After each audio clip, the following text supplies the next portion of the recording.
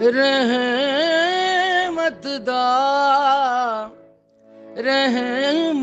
دا می پا خدایا باغ سکا کر ہر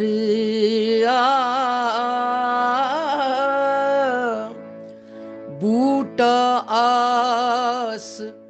امید میری دا کر دے میوے بھریا۔ بسم اللہ الرحمن الرحیم۔ الصلاۃ والسلام علیکہ یا رسول اللہ وعلی آلک و صحابک یا حبیب اللہ۔ محترم ناظرین و سامعین، السلام علیکم ورحمۃ اللہ وبرکاتہ۔ معمول کی دعا کے ساتھ آج کی کلاس شروع کرتے ہیں کہ رحمت دا می پا خدایا باغ سکا کر ہریا بوٹا آس امید میری دا کر دے میوے پریا۔ تو آج میرے لیے بڑی خوش قسمتی کی بات ہے کہ آج ایک نئے اسٹوڈنٹ کا اضافہ ہوا ہے ہمارے ساتھ، تو بڑی امید ہے کہ اس کلاس میں دن بدن انشاءاللہ تعالی اضافہ ہوتا رہے گا انشاءاللہ تعالی۔ تو آج ہمارے ساتھ شریک گفتگو ہیں انیکا غوث جی۔ تو ان کا تعلق قبلہ میاں محمد بخش صاحب رحمۃ اللہ علیہ کے استاد گھرانے سے ہے، یعنی حافظ محمد متی اللہ صاحب رحمۃ اللہ علیہ کی 5ویں پشت میں سے ہیں یہ۔ تو یہ بڑی اعزاز کی بات ہے کہ اللہ تعالیٰ کا کروڑا شکر ہے کہ آج ہم جو سلسلہ ہم نے شروع کیا ہوا ہے قبلہ میاں صاحب رحمۃ اللہ علیہ کے محبین اور پیاروں کی اولادیں ہی اس کلاس کا حصہ بن رہی ہیں ماشاءاللہ۔ تو عفیفہ بیٹی کو، انیکا بیٹی کو آپ کو اس کلاس میں خوش آمدید کہتی ہوں۔ شکریہ بہت زیادہ۔ میری بڑی دیر سے یہ خواہش تھی جی کہ میں اس کلاس کا حصہ بنوں، کیونکہ ہم لوگ اس کتاب کو سیکھنا چاہتے ہیں جی۔ اس کو ہم نے پڑھنا شروع کیا، لیکن اس کو تلفظ کے ساتھ اور اس کے میننگ کے ساتھ ورڈ بائی ورڈ ہمیں موقع ملا کہ ہم آپ سے سیکھیں، اور یہ بڑی خوش قسمتی کی بات ہے ہم لوگوں کے لیے بھی، جو آپ کے جی ہم سب سیکھ رہے ہیں، میں بھی ابھی سیکھ رہی ہوں۔ شاگرد ہیں اب تو بہت چھوٹے موٹے شاگرد ہیں، آپ تو ماشاءاللہ آگے بہت محنت کر کے آگے نکلے۔ حقیقی بات یہ ہے بیٹا کہ میں بھی سیکھ رہی ہوں، جو اس کلام میں غوطہ زنی ہوتی ہے تو انسان زیادہ سیکھتے ہو۔ بے شک۔ تو بڑی خوشی ہوتی ہے کہ آپ دیکھو امریکہ سے آپ آئی ہیں اور کیسے اس میں شمولیت کی ہے، کینیڈا سے ایک ہی بات ہے۔ تو اسی طرح عائشہ بیٹی تھی، عائشہ ملک، تو وہ بھی ماشاءاللہ ان کا بھی بڑا سلسلہ تھا، دیکھیں جس کی منظوری ہے انشاءاللہ تعالی۔ تو ہم آج کی کلاس شروع کرتے ہیں کہ بقیہ دعائیہ اشعار رہ گئے تھے جو نا پچھلی ایپیسوڈ میں ہم نے کچھ اشعار کا تفصیلاً جو ہے نا وہ ترجمہ تشریح کی تھی، تو اب انشاءاللہ تھوڑا مختصر کر کے اس کو کریں گے۔ تو یہ جو دعائیہ اشعار ہیں نا یہ باغ سیف ملوک کے لیے خصوصی طور پہ قبلہ میاں صاحب رحمۃ اللہ علیہ نے تحریر فرمائے، اس کے لیے دعا مانگی ہے۔ تو آپ فرماتے ہیں کہ لا ہنیرا جہل بریدا چانن لا عقل دا بخش ولایت شیر سخن دی یمن رے وچ رلدا۔ تو علم و معرفت کی بلندیوں کو چھونے والی ہستی جہالت کا اظہار فرما رہے ہیں۔ یہ کیا ہے؟ یہ طالبوں اور سالکوں کو سکھا رہے ہیں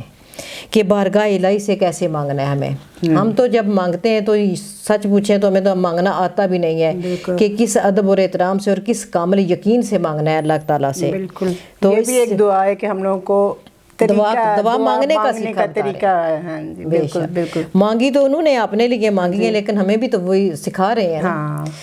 تو اصل میں یہ مقربین و صالحین کا درس ہی یہی ہے بیٹا کہ وہ ہمیں سکھاتے ہیں۔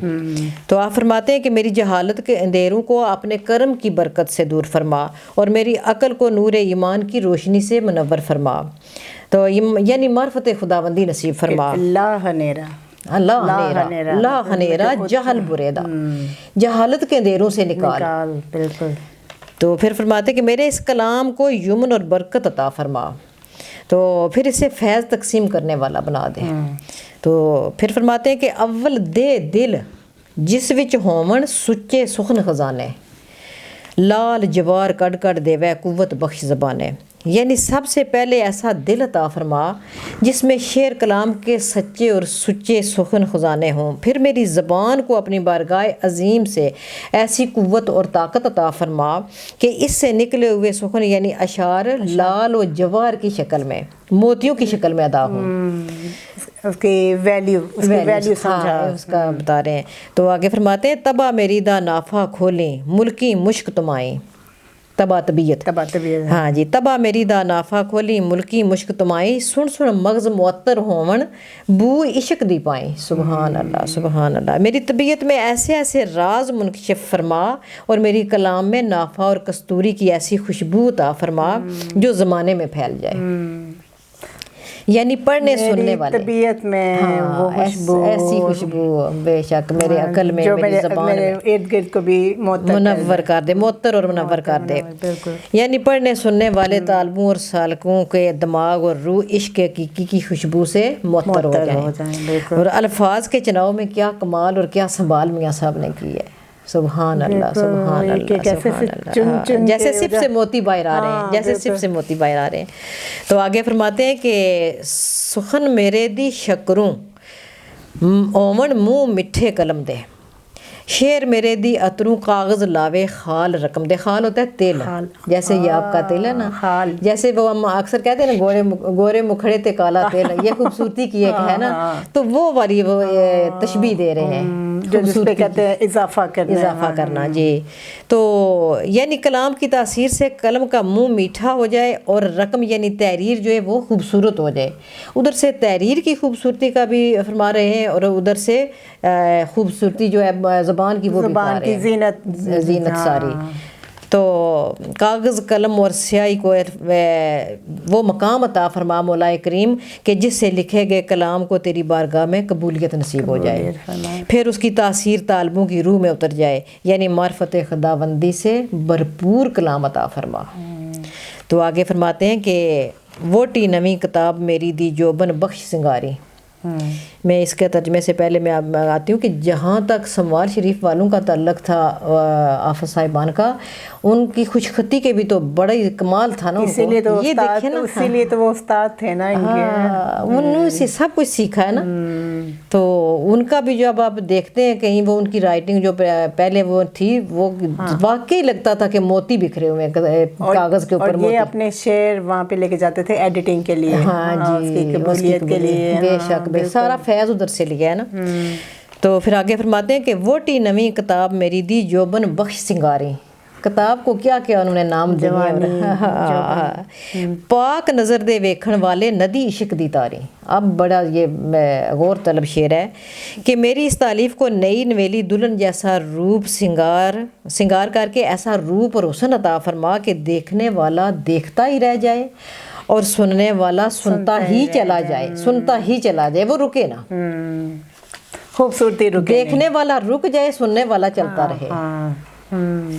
تو پھر فرماتے ہیں کہ یہی حسن یہی خوبصورتی بیٹا ایک انسان کو بھی درکار ہے یہی خوبصورتی ایک بندے کا ظاہر باطن تزکیہ نفس سے خوبصورت ہو اور کردار اور نیت میں بھی شفافیت ہو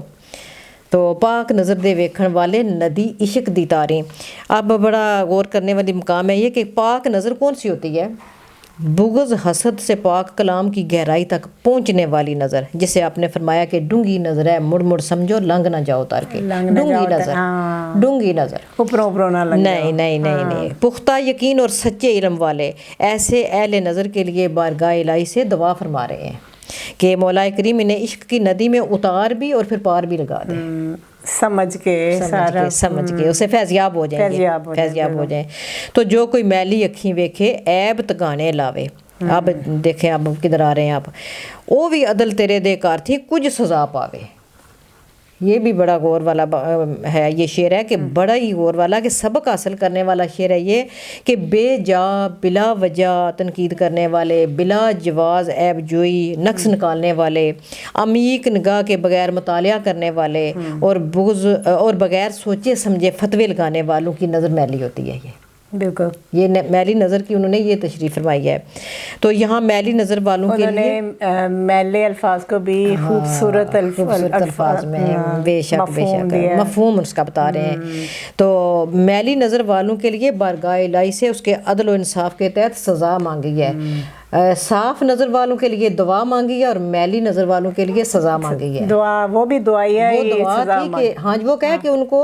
اس ندی سے اتار پار کر اس کے لیے بھی دعا کی ہے اس کے لیے بھی دعا ہے اور اس کے لیے بھی دعا ہے کہ ان کو سزا آتا تو اس میں بڑا ہی دھیان کرنا پڑتا ہے کہ میاں صاحب کے کلام کو سوچ سمجھ کر صحیح تلفظ کے ساتھ اور معنی اور مفہوم کے ساتھ اور